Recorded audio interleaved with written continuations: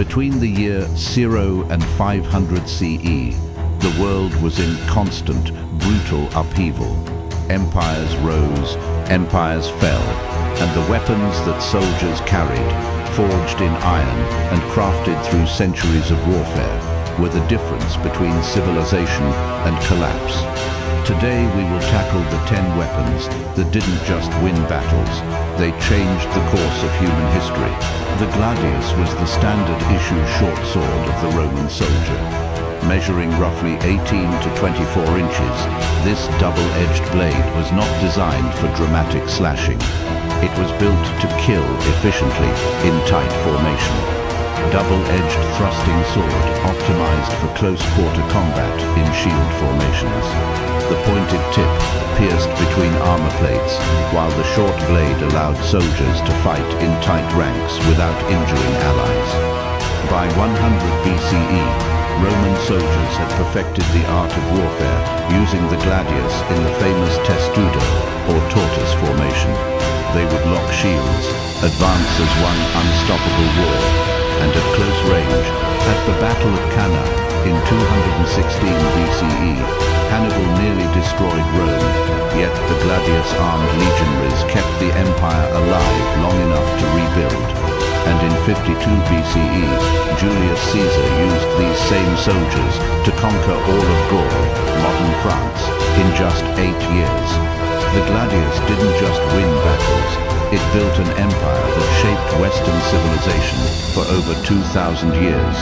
The pilum was a heavy javelin, roughly 6 to 7 feet long, with a long iron shank intentionally designed to bend upon impact.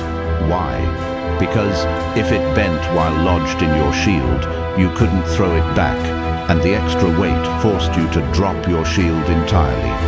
A heavy javelin with a soft iron shank that bent on impact, making it impossible to throw back, and adding disabling weight to enemy shields.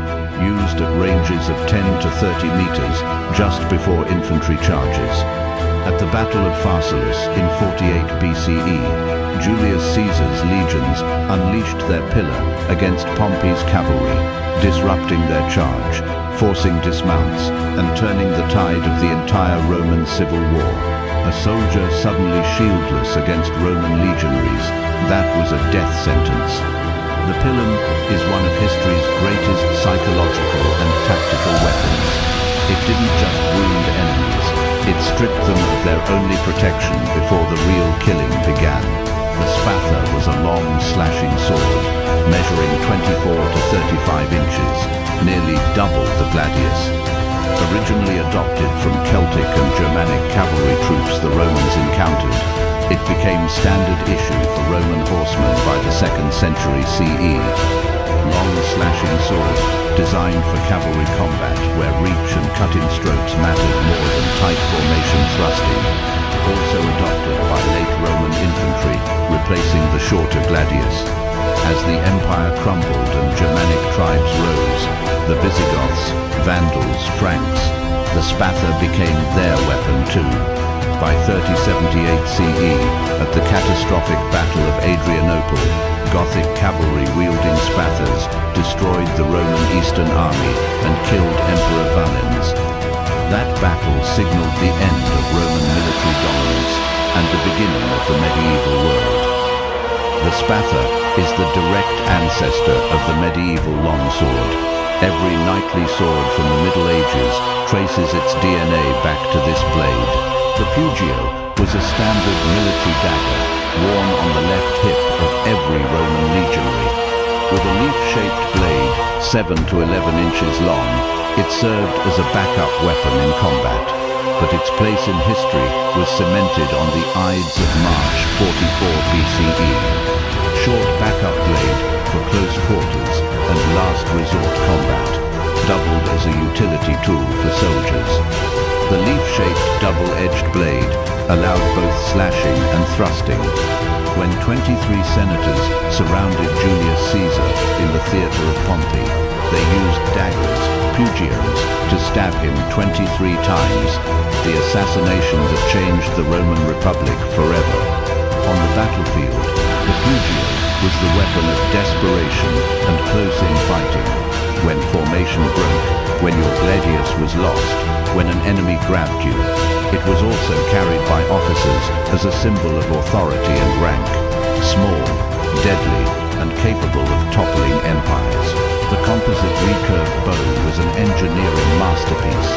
Layers of wood, horn, and sinew laminated together and curved backward when unstrung.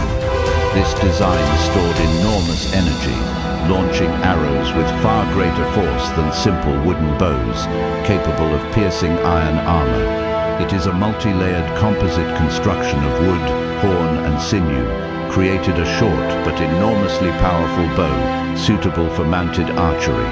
Recurved limbs increased draw weight and arrow velocity, enabling armor penetration at long range. At the Battle of Carrhae in 53 BCE, the Parthians used composite recurve bows to annihilate a Roman army of 40,000 men led by Marcus Crassus, one of the richest men in Rome. The Romans, trained for close formation fighting, couldn't get close. The Parthians simply rode around them, unleashing arrow storms. 20,000 Romans died, 10,000 were captured. Then came the Huns.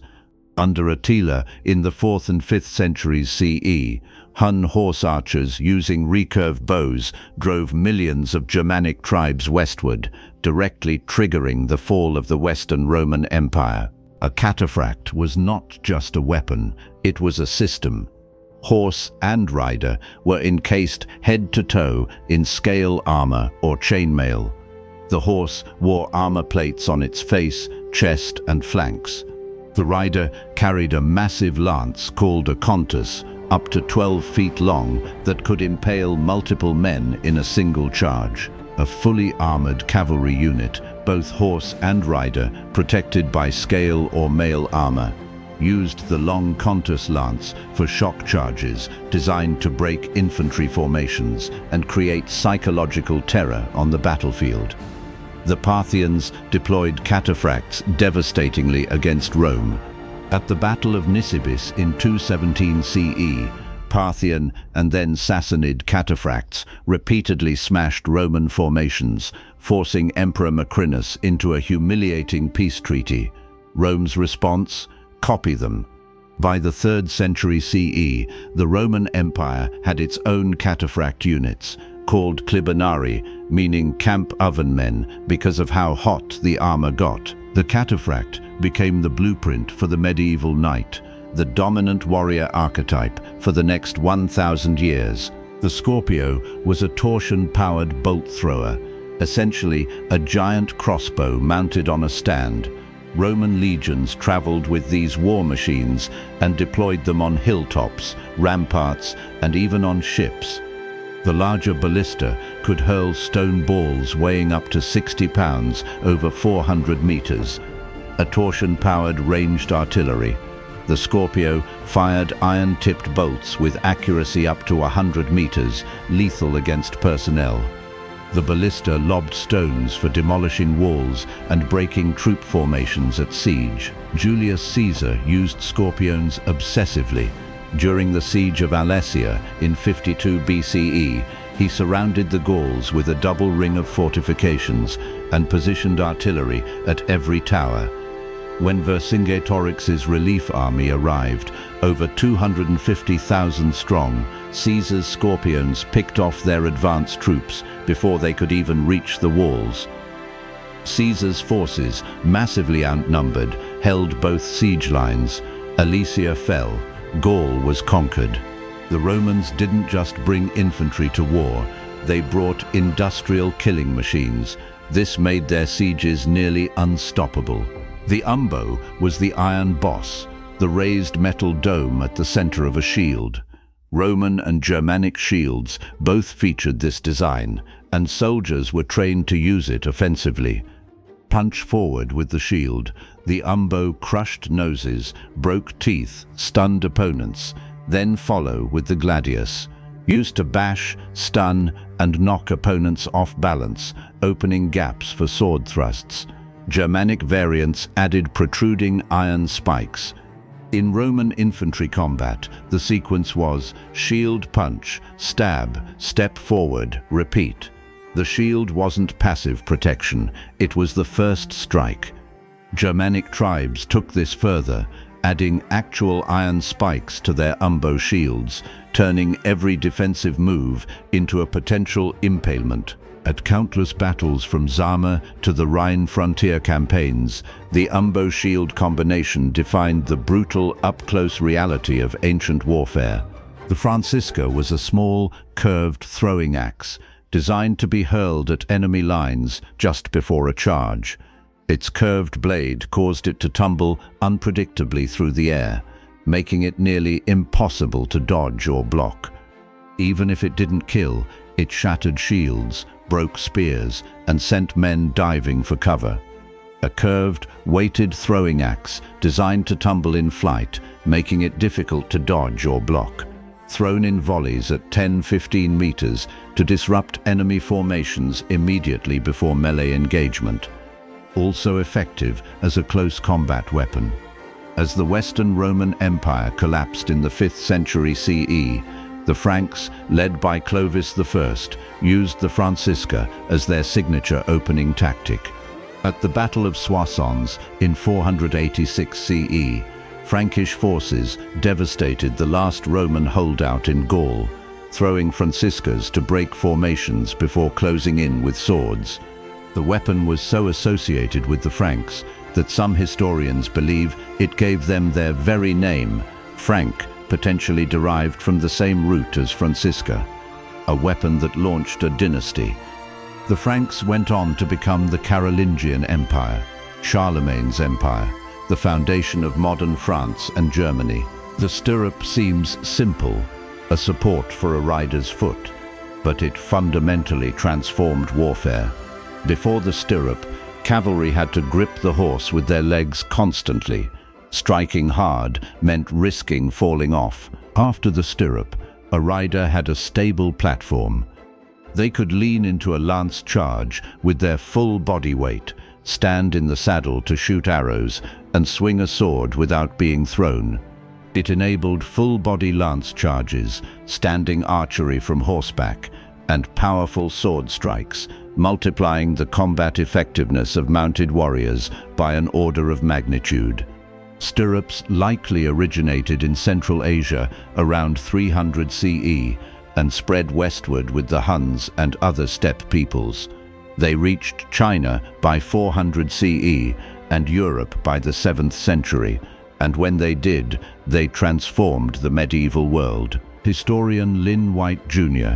argued the stirrup made the heavily armored mounted knight possible, and the knight shaped feudalism, the dominant political system of medieval Europe for 500 years.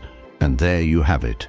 10 weapons that forged empires, toppled civilizations, and carved the shape of the world we live in today. From the humble Gladius to the game-changing stirrup, every single one of these weapons didn't just belong on a battlefield.